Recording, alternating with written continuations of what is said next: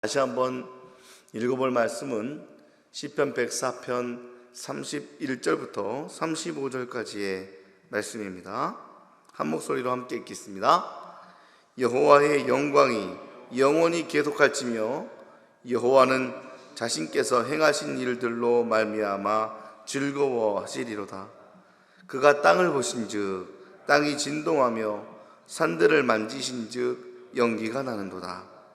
내가 평생토록 여호와께 노래하며 내가 살아있는 동안 내 하나님을 찬양하리로다. 나의 기도를 기쁘게 여기시기를 바라나니 나는 여호와로 말미암아 즐거워하리로다. 죄인들을 땅에서 소멸하시며 악인들을 다시 잊지 못하게 하시리로다. 내 영혼아 여호와를 송축하라. 할렐루야. 아멘. 참 멋진 시입니다. 어제 이어서 오늘까지 시편 104편의 말씀을 함께 묵상하며 하나님에 대해 알아가는 복된 시간을 가지고 있습니다. 사람은 제한된 수명과 제한된 공간에서 일을 하다가 하나님이 정하신 때에 세상을 떠나게 되어 있죠. 그래서 참 뛰어나다, 대단한 사람이다 라고 말할지라도 인간이 이룬 업적은 아무리 뛰어나도 그리고 많아도 하나님이 하시는 일에 비할 수 없음을 인정하며 산다면 우리의 삶의 짐은 많이 가벼워지지 않을까라는 생각을 한번 해보게 됩니다. 우리가 보여지는 가시적인 세계와 사람이 본다고 다 볼 수 있겠습니까? 다 볼 수 없는 불가시적인 세계의 영역까지 하나님의 일하심은 측량할 수 없고 크고 많다는 사실을 시편 기자는 미리 알게 되었던 것 같습니다. 우리는 우리의 눈으로 다 보고 경험하며 살아가지만 경험하지 못한 세상의 법칙과 삶을 다른 사람의 경험을 통해서 조금 더 알 수 있고 또 성경을 통해서 더 많은 일들을 알 수가 있는데 오늘 그를 알 수 있도록 해주시는 말씀이 시편 104편의 말씀입니다. 그 가운데 특히 주께서 하신 일이 어찌 그리 많은지요 라는 말은 오늘 말씀의 제목이 되어도 좋겠다라는 생각을 해보았습니다. 한번 따라해 보실까요? 주께서 하신 일이 어찌 그리 많은지요. 세상을 창조하신 하나님을 알아차린 영성가의 멋진 고백인 것 같고 오늘 우리도 이 고백을 할 수 있는 하루가 되었으면 좋겠습니다. 주께서 하신 일이 어찌 그리 많은지요. 24절의 말씀입니다. 21절의 말씀을 다시 한번 보시겠습니다. 젊은 사자들은 그들의 먹이를 쫓아 부르짖으며 그들의 먹이를 하나님께 구하다가 해가 돋으면 물러가서 그들의 굴 속에 눕는도다 라고 말하고 있군요. 예로부터 하나님을 믿지 않는 사람들은 주로 일월성신에 빗대어 살았습니다. 그래서 우상을 지칭할 때에 우상으로 이름 지어진 여러 가지 이름들이 지칭하고 있는 대부분의 것들이 일월성신이었습니다. 그 중에서 태양을 향한 숭배가 가장 많았지요. 왜일까요? 해와 달의 이동이 밤과 낮을 만들고 길게는 계절의 변화를 가져온다는 것을 알았기 때문에 그렇습니다. 하지만 해와 달에 그리고 별에는 생명이 있던가요? 생명이 없지 않습니까? 어떻게 보면 커다란 땅덩어리에 불과하다라는 것을 우리는 과학적으로도 잘 알고 있습니다.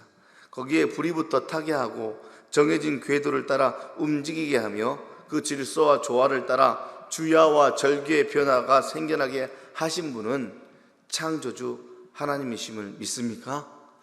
이를 믿는다면 땅덩어리인 해 그리고 땅덩어리인 달, 더 작은 별들을 숭배하며 그들에게 인생을 맡기는 어리석음으로부터 우리는 벗어날 수 있게 될 것입니다.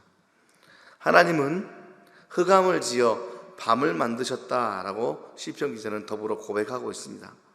그러면서 재밌는 이야기를 하고 있어요.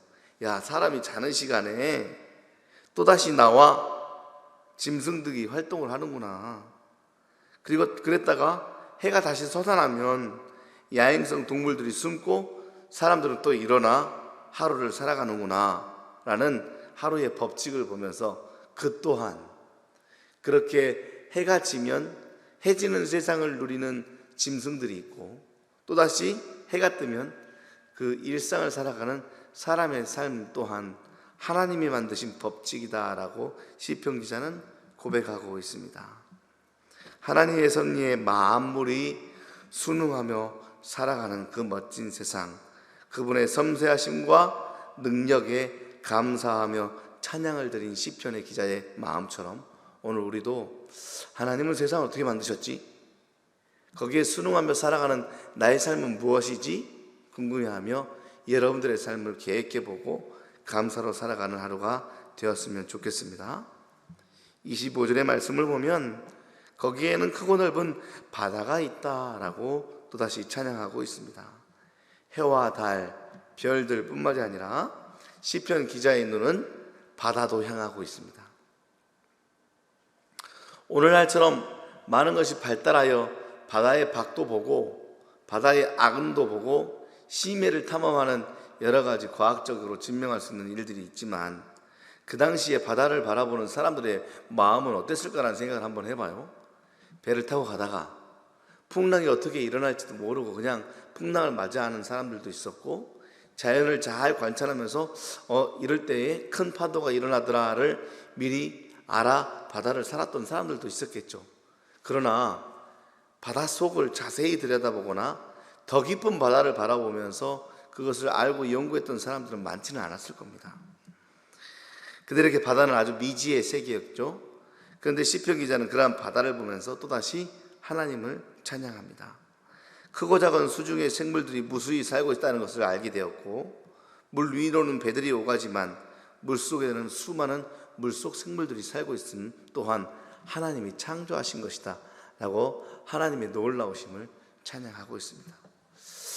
그리고 리워야단이라는 단어를 표현하는 동물들 역시도 하나님이 만들었다라고 고백하고 있거든요. 리워야단은 성경에 종종 나오는 단어입니다. 욥기에도 리워야단이 나와요. 그래서 리워야단을 찾아보면 악어라고 해석한 본문이 있고 꼬불꼬불한 큰 뱀으로 해석한 본문도 있고 하마 등 인간이 제압할 수 없는 큰 동물로 표현한 것을 리워야단, 그러니 사람이 제압할 수 없는 아주 무서운 동물을 리워야단이라고 이야기했는데 그 리워야단도 하나님이 만드셨다라고 고백하는 시편 기자의 믿음이 나오고 있는 것이죠. 근데 가만히 그 여러 가지 땅 위에 바닷속에 사는 모든 것들을 살펴보면 그 안에 무엇이 있냐면 먹이 사슬이 있다는 것이죠. 작게는 플랑크톤에서부터 시작해서 최상에 이르는 포식자에 이르기까지 플랑크톤을 무엇이 먹고 그것을 무엇이 먹고 그것을 또 무엇이 먹고 점점점점 해서 최상위 포식자가 먹는 먹이 사슬이 단 하나도 끊이지 않고 줄줄이 이어져서 세상이 잘 톱니바퀴처럼 돌아가더라라는 놀라운 세상의 법칙을 바라보게 됩니다. 하나님이 만드신 이 세상의 놀라운 법칙들, 그리하여 모든 생물이 빠짐없이 다 살아가고 그러한 생물 하나하나를 다 돌보시는 하나님의 놀라운 생존의 법칙을 우리는 오늘 바라볼 수 있는 눈을 가졌으면 좋겠습니다. 오늘 시편 104편을 묵상하면서 이런 생각을 한번 해봤어요. 사람이 다 할 수 있다는 교만함으로 하나하나 다 알아야 된다고 생각하면서 그짐지고 살아가면 우리가 아직 다 이해하지 못하고 다 알 수 없는 저 깊은 심해 몇십 킬로를 차고 들어가야 알게 될 그곳에 사는 생물들까지 다 연구해야 되는 그 짐을 지르고 살아간다면 우리는 얼마나 무거울까. 세상 곳곳에 숨겨져서 다 알 수 없는 생물들을 다 알아야만 된다는 그러한 짐을 짊어지고 살아가는 삶은 얼마나 무거울까. 그러면 무엇이 자유요 무엇이 행복이냐면 다 알 수 없다를 인정해버리는 것이 참 자유요 놀라운 평안입니다. 우리들의 삶도 똑같죠. 내가 다 할 수 있다, 내가 다 알고 있다 라고 생각해버리면 내가 해야 될 일들이 얼마나 많겠습니까? 하지만 내가 다 할 수 없다. 내가 다 할 수 없다. 반대로 할 수 없는 그 공간, 할 수 없는 일들을 하나님이 플라크토부터 시작하여 최상위 포식자까지 다 먹이고 입히시는 것처럼 하나님이 내 삶을 이끌어 가신다 라는 내어 맡김과 순종과 인정은 우리가 함께 묵상하고자 했던 주께서 하신 일이 어찌 그리 많은지요 라고 하나님을 찬양하며 살아갈 수 있는 믿음의 고백자가 될 줄 믿습니다. 그래서 수고하고 무거운 짐진 자들아 그 짐 내게로 가져와라 라는 말씀은, 하나님은 오늘 시편 기자의 말씀처럼 창조의 하나님이십니다. 하나님, 저희들은 다 할 수 없는 플랑크톤부터 시작하여 최상위 포식자 가운데 끼어있는 어느 한 사람이며 그 사람을 오늘 또 입히고 먹이실 줄 믿습니다 라고 고백하며 찬양하는 하루가 된다면 하나님 기뻐하실 줄 믿습니다. 시편 기자의 마지막 고백은 이렇죠. 33절을 보십시오. 내가 평생토록 여호와께 노래하며 내가 살아있는 동안 내 하나님을 찬양하리로다. 수많은 것들이 하나님의 창조물임을 알고 수많은 질서가 내가 다 이해할 수 없는 질서이며 하나님께서는 단 하나의 실수 없이 모든 것을 이끌어가고 계시는 전능하신 분임을 알아차린 시편 기자는 내가 할 수 있는 일, 그런 창조주를 인정하며 그 크신 하나님을 찬양하는 일입니다 라고 고백하며 시편 노래를 마무리하고 있군요. 하나님이 가장 기뻐하시는 일은 자신이 창조주 하나님이심을 믿고 찬양하는 일을 가장 기뻐하십니다. 오늘 하나님, 주께서 하시는 일이 어찌 이렇게 많은지요 라고 고백하며 창조의 세상을 영적인 눈으로 바라보고 하나님을 찬양하는 하루가 되시기를 바랍니다. 주님께서 기뻐하실 것입니다.